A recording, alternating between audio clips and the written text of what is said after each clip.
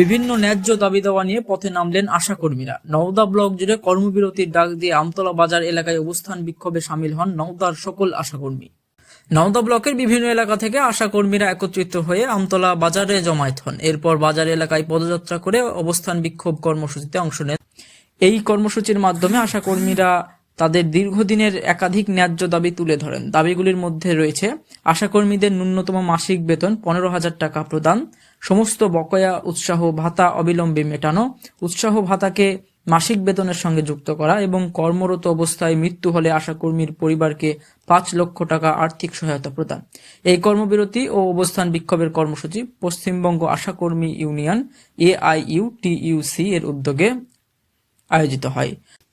আন্দোলনকারীদের বক্তব্য, একাধিকবার জানানো হলেও কোনো কার্যকর পদক্ষেপ না নেওয়ায় তারা আন্দোলনের পথে নামতে বাধ্য হয়েছেন।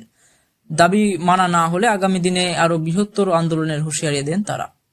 Bureau report, image news. আমরা আজকে দীর্ঘদিনের ক্ষোভের মধ্য থেকে আমরা এই আন্দোলনে নেমেছি, পথে নামতে বাধ্য হয়েছি। একরকম আমরা আশাকর্মী ইউনিয়ন পক্ষ থেকে আসারা।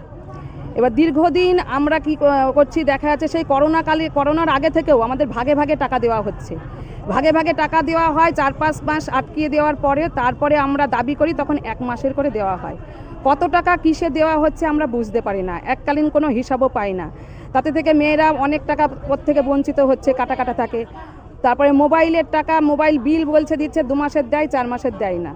তারপরে সেই মোবাইলের বিলও আমাদের ইনকমপ্লিট থাকে। তারপরে আমাদের এই যে এত কাজের চাপ, দীর্ঘদিন ধরেই আমাদের কাজের চাপ, সেই করোনাকালীন থেকেই কাজের চাপ।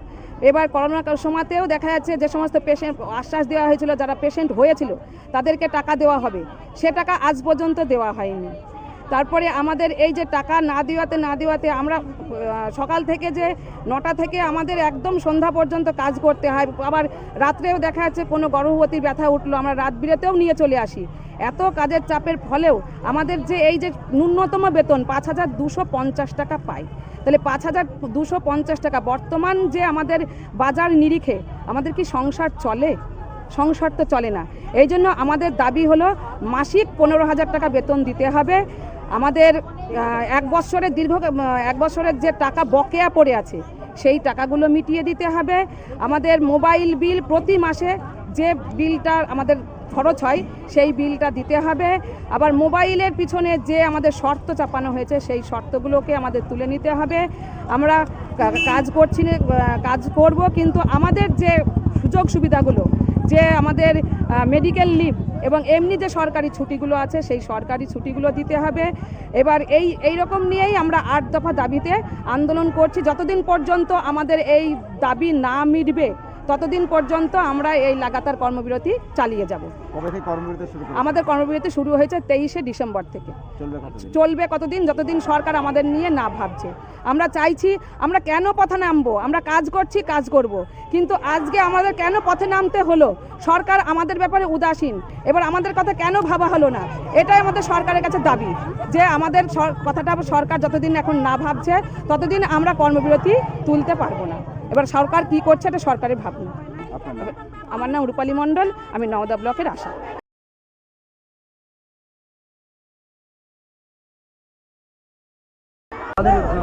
আপনারা জানেন যে পশ্চিমবঙ্গ আশাকর্মী ইউনিয়নের পক্ষ থেকে রাজ্য জুড়ে যে স্বাস্থ্যকর্মী হিসাবে যারা কাজ করে আশারা, সেই আশাকর্মীদের যে কোনো হয়রানির শিকার এরা হয় কাজের মধ্যেই। এদের যে ফিক্সড অনারিয়াম, দীর্ঘদিন যাবৎ সেই ফিক্সড অনারিয়াম এদের বৃদ্ধি হয়নি। তারপরে এদের যে ইনসেন্টিভ দেওয়া হয় সেটা মাসের পর মাস বাকি থাকে। তার জন্য পশ্চিমবঙ্গ আশাকর্মী ইউনিয়নের পক্ষ থেকে AIUTUC অনুমোদিত যে ইউনিয়ন, সেই ইউনিয়নের ডাকে গত 23 তারিখ থেকে 23শে ডিসেম্বর থেকে লাগাতার এরা যে লাগাতার একটা কর্মবিরতির ডাক দিয়েছে পশ্চিমবঙ্গ আশাকর্মী ইউনিয়ন।